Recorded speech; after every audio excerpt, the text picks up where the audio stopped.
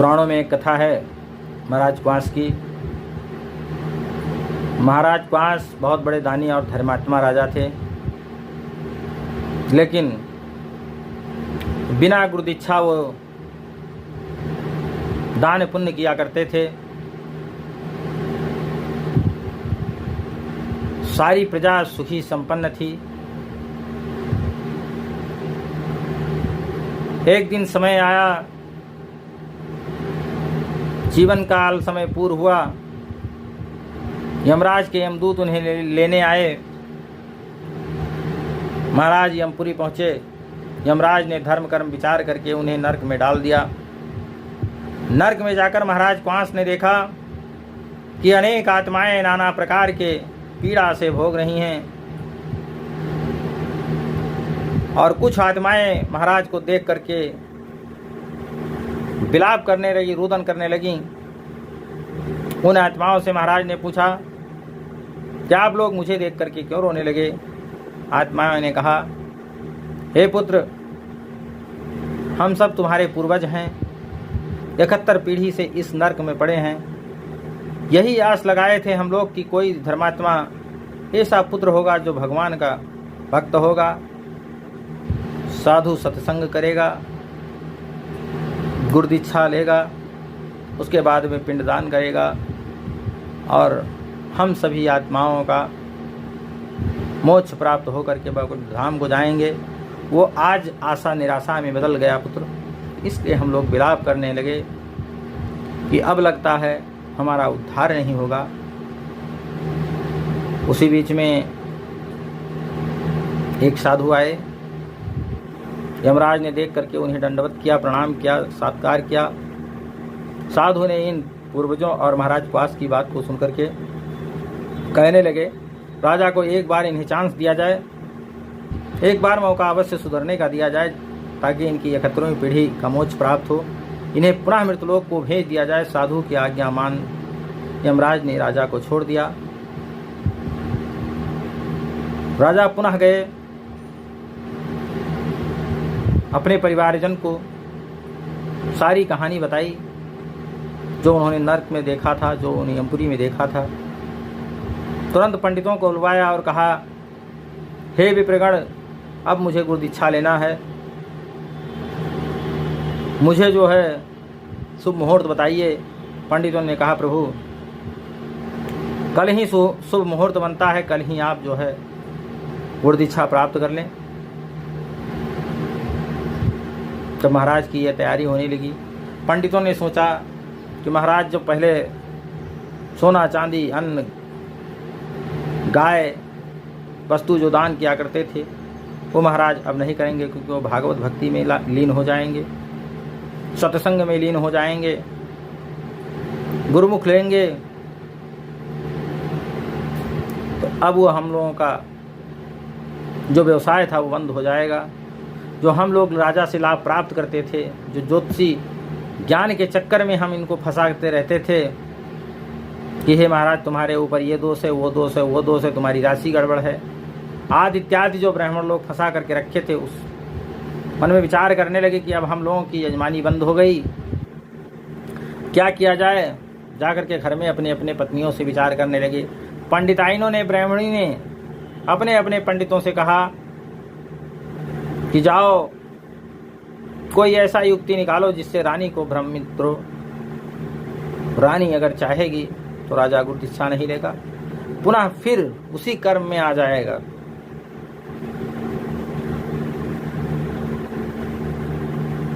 ब्राह्मणी की बात सुनकर ब्राह्मण लोग महाराज की द्वार पर जाकर के पहुंचे और महारानी से कहने लगे कि सुन धीज लय पंचांग सिधाए, तीसरे पहर भूप घर आए। रानी लख उठ माथ नवावा, आशीर्वाद दीन बैठावा। पत्रा खोल कही धिज बाता, फेर्यो विध तुम्हारे अभिवाता। सब विधि बना रहे तब राजा, पै अब चाहते हो न काजा। ब्राह्मण तीसरे पहर महाराज के घर पहुंचे। रानी ने प्रणाम किया और पंडितों ने आशीर्वाद दे करके पत्रा खोल करके बैठे। कहे अभी तक तो सब ठीक था, लेकिन अब तुम्हारे यहाँ कुछ अकाज होने वाला है। कल राजा गुरुदीक्षा लेंगे, उससे तुम्हारा सब प्रकार गाहित है। राजा राजपाट छोड़कर भक्ति ज्ञान में मन में तुम्हारे पास नहीं आएगा और घर का काम छोड़ तीर्थ करने जाएगा। इससे तुम यही उपाय करो जिससे राजा साधु ना हो सके। रानी ने कहा वो कौन सा यत्न है? ब्राह्मण ने कहा अपना रूप मोहिनी बना, तीखे कटाक्षों से राजा को बसीभूत कर अपना काम बनाओ। यह सुन रानी ने ब्राह्मण को द्रव्य देकर विदा किया और अपना श्रृंगार करने लगी। जितने भी स्त्रियों के श्रृंगार हैं सब अपने अंगों में सजा रात होते ही पति के सेज पर हास विलास करने लगी।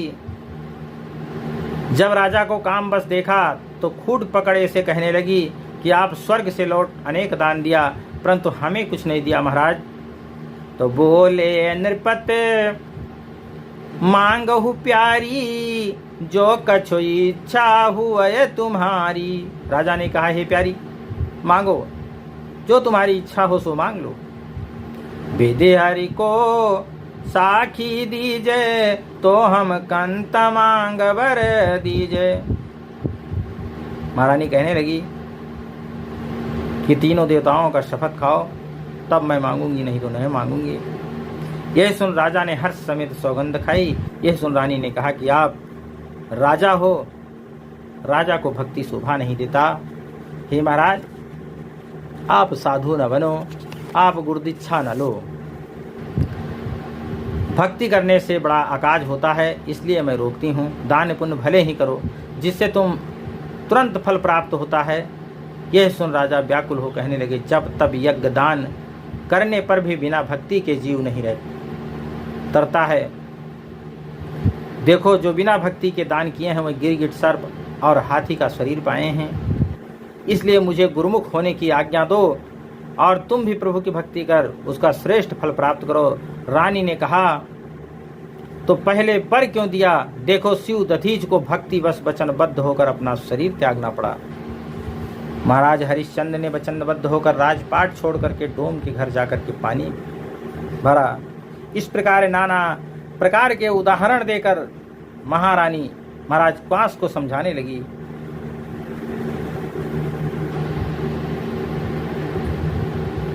तो कल्पलता तज मूढ़ जिम, किन सुख लावे कोय, सोई कीनी नृपक्वास हूँ, समझय चहु भल होय। कल्प वृक्ष को त्याग जैसे कोई मूर्ख पलाश को चाहता है, वैसे ही क्वास ने किया और भक्ति त्यागने में भलाई समझा। इसी प्रकार स्त्री के वशीभूत होकर के महाराज भक्ति को फिर से पुनः त्यागने का निर्णय लिया। अब जब महाराज की भक्ति त्यागी तो जो 71वीं पीढ़ी से पूर्वज नरक में थे उनको वैकुंठ धाम प्राप्त हो गया था। तुरंत जो है यमदूतों ने पकड़ करके और उन्हें 16 योजन गहराई में डुबो दिया। जब वो यमदूत पुनः चले गए तो एक बार नारद जी वहां जाकर के पहुंचे।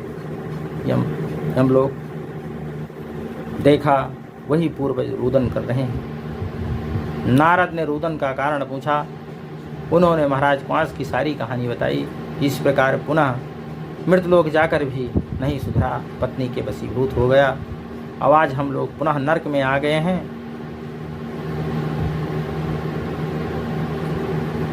नारद ने कहा हम उपाय जरूर निकालेंगे, जाएंगे, समझाएंगे। एक बार महाराज के दरबार में नारद जी का आगमन हुआ। नारद जी पहुंचे। राजा ने बहुत बड़ा सत्कार किया। कहा अहोभाग्य मुनि हमारे घर पधारे हैं। ये मेरी सौभाग्य है जो आपकी दर्शन हमने पाया है। अनेक प्रकार के अनय विनय करने लगे। कहिए हम क्या कर सकते हैं आपके लिए? राजन ने महाराज नारद से पूछा। यह बात सुन नारद वहां से चल राजा के भवन में आए। मुनि को देखा राजा ने प्रणाम किया, अस्तुत कर बोले, हे मुनिराज, आज हम धन्य हैं जो आपके दर्शन पा। अब आपके भोजन की क्या व्यवस्था हो कहिए। नारद ने कहा, बिना गुरु दीक्षा लिए पुरुष का भोजन विष्ठा और जल मदिरा के तुल्य है। यह बात पद्म पुराण में कही गई है। जो ब्राह्मण कृष्ण भक्तिहीन है वह चंडाल समान है। उसके साथ बोलना मिलना तथा सोमपान करना नहीं चाहिए, उसे त्याग देना चाहिए। जो मनुष्य ज्ञान से या ज्ञान से भक्तिहीन मनुष्य के घर भोजन करता है या जल पीता है, उनकी शुद्धि चंद्रायण व्रत से होती है। उसके इष्टा पूर्त कर्म नष्ट हो जाते हैं। इस प्रकार नारद ने महाराज को समझाया।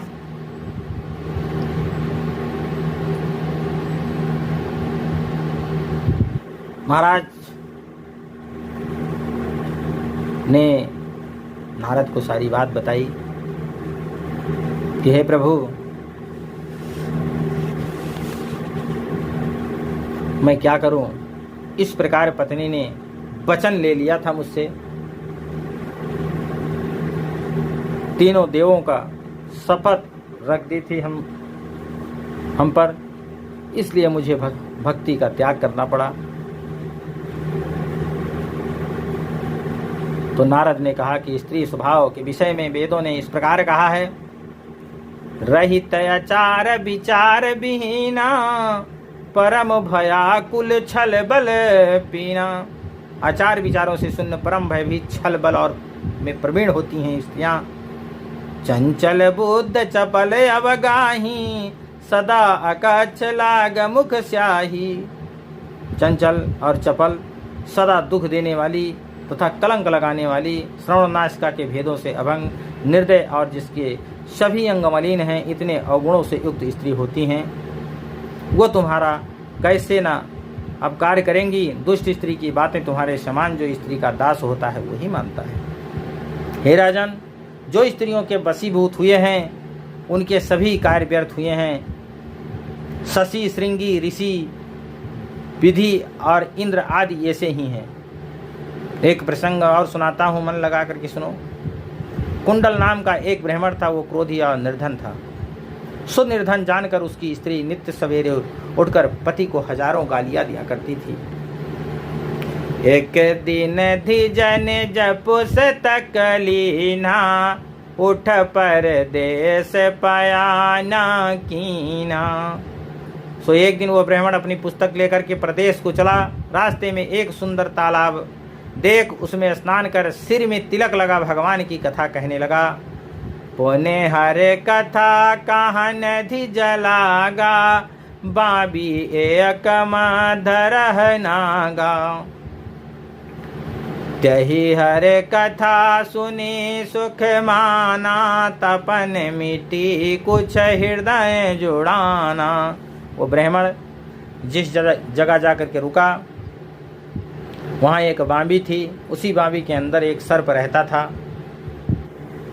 जब पंडित जी नहा धो करके और उस बांबी के पास पहुँचे और पोथी निकाली और कथा कहने लगे, सर्प निकला। पंडित की सारी कथा को सुनता रहा। उसके अंदर जो विष की जलन थी वो शांत हुई और बहुत बड़ा आनंदित हुआ। मन उसका बहुत शीतल हुआ। ब्राह्मण के ऊपर बहुत बड़ा प्रसन्न हुआ। तो जब पंडित जी अपनी कथा को विसर्जन करने लगे तो सर्प ब्राह्मण के पास आकर के एक मोहर रख बोला, हे सुख देने वाले, मुझे बताओ कि आप कौन हो। तो पंडित ने कहा कि मेरा नाम कुंडल है, मैं ब्राह्मण हूँ। मुझे सब विद्याधर भी कहते हैं। भगवान की कृपा ना होने से बड़ा दुख पाकर धन कमाने हेतु प्रदेश जा रहा हूँ। तब सर्प कहता है, बोला सर्प दूर जन जावो हम काहरे की कथा सुनाओ। मोहर एक दे अब नित तोहि, कहमहि पै न बतायब मोहि। यह सुन धिज मन हरषित भयउ, निकटहि राम लाभ कर दयउ। लाग सुनावन विविध पुराना, पावहि एक मोहर नित दाना। इसी प्रकार सर्प ने कहा कि आप विदेश मत जाओ। जैसे आज आपने मुझे हरि कथा सुनाई है, उसी प्रकार प्रतिदिन सुबह आकर के मुझे हरि कथा सुनाया कीजिए, और मैं दक्षिणा स्वरूप आपको एक सोने का मोहर नित्य प्रति दिया करूँगा। लेकिन इस बात को किसी को मत कहना। पंडित जी ने कहा कि ठीक है, जब ऐसी कमाई मिले तो परदेश जाने से क्या फ़ायदा।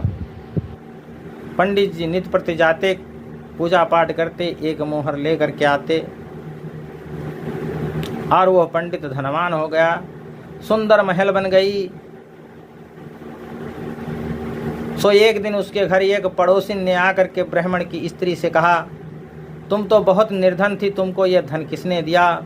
ब्राह्मणी ने कहा, हे माता, ना जाने पति कहाँ से पाए हैं। वह बोली, जो तुमसे पति ने इस भेद को छिपाया है, वह धन धाम जो पाया है किस काम का है। पुरुष स्त्री जो भेद माने तो ये सी संपत्ति भाड़ में चली जावे, इससे तुम आज उनसे पूछना। यह कहकर वह पड़ोसिन चली गई। तब वो ब्राह्मण की स्त्री रुष्ट हो कहने लगी, गहने सारी फेंक दिए, सारे साज श्रृंगार को बिगाड़ दिए। ब्राह्मण आए, स्त्री को दुखी देख पूछा कि कौन सी व्यथा तुमको है। सो हे प्रिया, मुझे कहो। इसी तरह कई बार जब उसने पूछा, तब ब्राह्मणी ने कहा, पहले क्या समझ कर ये धन पाने का हाल नहीं बताया। यह सुन ब्राह्मण ने सिर पर हाथ रख कहा कि इतनी बात पर ही क्रोध किया है, उठो शोक को दूर करो, गहना पहनो। इसका भेद तुमसे कहता हूँ। गांव के बाहर एक तालाब है, उसके तट पर एक सर्प रहता है। सो मैं नित्य जाऊँ उसे कथा सुनाता हूँ, फिर वह नित्य एक मोहर देता है। यह सुनते ही उसने भोजन किया और पुत्र पति को जिमाया। रात्रि होने पर जब ब्राह्मण सो गया, तब ब्राह्मणी ने पुत्र से कहा कि तुम आज तालाब के निकट जाओ और उस सर्प को मारकर उसका द्रव्य ले आओ। तो सुनि पोथी कुदार गहलऊ, भुवर हुअत सर के तट गयऊ। तक्षक देख बे प्रसुत आवा, लख कुदार मन सोच बढ़ावा। कीन बे प्रजब कथा प्रसंगा, निज बीते सुनहि भुजंगा।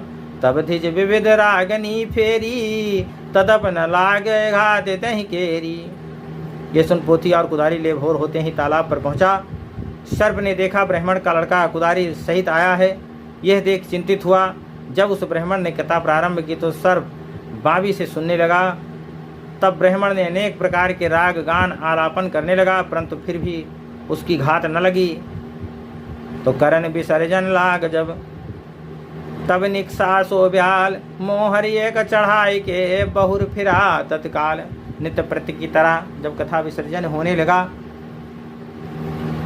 तो एक मोहर निकाल करके और पंडित जी को चढ़ा करके उसके बाद में फिर वापस लौटने लगा बांबी में। सर्प बांबी के भीतर नहीं जाने पाया था कि उस दुष्ट ने ऊपर से कुदारी मारी, जिससे सर्प की पूंछ कट गई। तब सर्प ने घूमकर उसे काट लिया। सो वह तत्काल मर गया। सुबह होने पर जब ब्राह्मण जागा तो स्त्री से पूछा कि लड़का कहाँ गया है। उसने कहा कोई काम से गया है। यह सुन ब्राह्मण को संशय हुआ। उठा तुरंत धिज अहिढ आवा, और मृतक तहाँ निज बालक पावा। रोदन कीन लीन उरलाई, कीन क्रिया विधवत घर आई।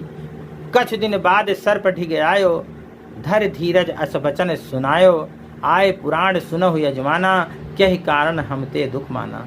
तुरंत ही वो ब्राह्मण सर्प के पास आया तो अपने लड़के को मरा देखकर हृदय से लगा रुदन किया, और घर आकर अंतिम संस्कार कर कुछ दिनों बाद सर्प के पास आकर कहने लगा, आओ यजमान कथा सुनो, हमसे दुख क्यों मान रखा है। सर्प बोला, जब से तुमने अपनी स्त्री से कह दिया वह रस चला गया। तुमने अपने पुत्र का शोक है और मुझे पूंछ कटने का दुख है।